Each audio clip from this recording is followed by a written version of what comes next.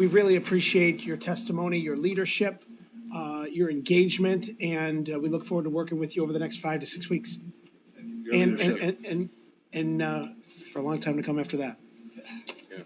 Thank you very much. Next, we're going to hear from Robert Friedrich, the president of Glen Oaks Village Co-op, and Corey Barak, the senior policy advisor for Keep NYC Congestion Tax-Free.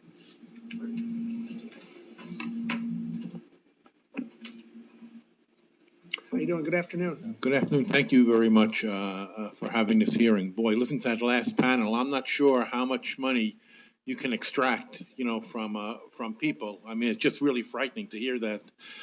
But anyway, I'm here. My name is Bob Friedrich. I'm the president of Glen Oaks Village. We're the largest garden apartment co-op in New York. We have 10,000 residents. It's a working class community. Very affordable community. We're in a transit desert. We have no subway, and we do not have 24-hour bus service. Is the congestion pricing toll plan really about congestion, or is it simply another scheme to levy a tax on New Yorkers, which, in my opinion, what this is all about? We're told that congestion pricing is needed to create a sustainable revenue stream for the MTA's insatiable appetite for revenue. But we've been down this toll road before, and it looks like just another attempt to move tax dollars from our pocket into the government coffers.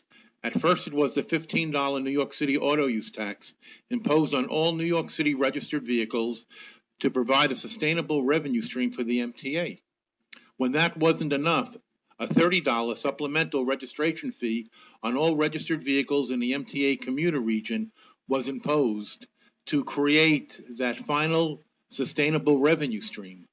When that wasn't enough, an MTA sales tax surcharge, an add-on to the city's already high sales tax, was imposed to provide a sustainable revenue stream to the MTA. When that wasn't enough, the Metropolitan Commuter Transportation Mobility Tax was imposed on self-employed individuals to provide a sustainable revenue stream to the MTA.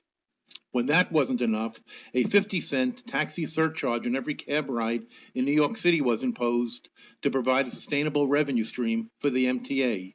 When that wasn't enough, and just this month, another new $2.50 congestion surcharge on taxis was imposed to provide a sustainable revenue stream for the MTA.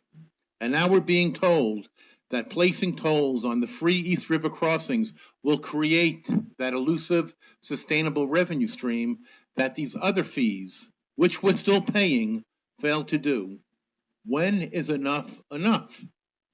Based on the last congestion pricing plan, and the study was done, we can expect to see an increase in average vehicle speeds from 4.7 miles per hour to 5.1 mile per hour. This half a mile per hour increase in vehicle speeds is inconsequential, but the cost burden to taxpayers and seniors who travel into Manhattan from the other boroughs is not.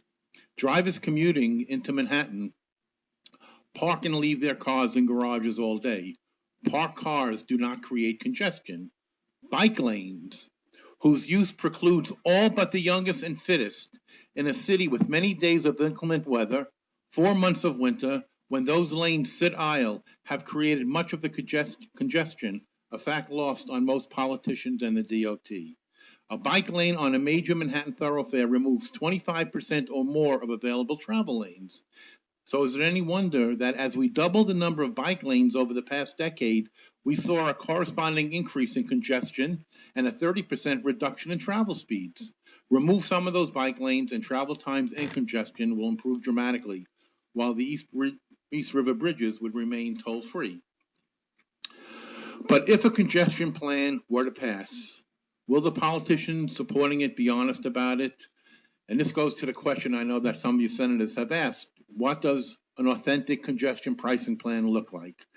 It should be about reducing vehicular congestion and spreading vehicle usage evenly throughout the day and not simply about revenue.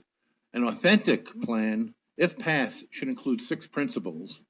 Congestion pricing tolls should be limited to actual peak congestion hours, 6 a.m. to 10 a.m. for Manhattan-bound traffic only. 2, congestion pricing tolls should be limited to the central Manhattan business corridor of 14th Street to 96th Street and exclude the FDR Drive and West Side Highway and 12th Avenue. So those who are just going to Manhattan to get out of it and not staying in would avoid it. Number 3, there should be no congestion pricing tolls on weekends and holidays. Number 4, no congestion pricing tolls on handicap permit tag holders. 5, no congestion pricing tolls or significantly reduced rates for space-efficient motorcycles, which reduce congestion, not increase it. This is how the British plan works.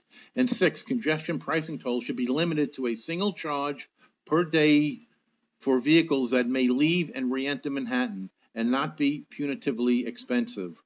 Plan without these 6 congestion mitigation principles is really a tax plan disguised as a congestion pricing plan and calculated to raise revenue on the backs of out-of-borough residents. Thank you very much. Thank you, Bob. Thank you, Bob.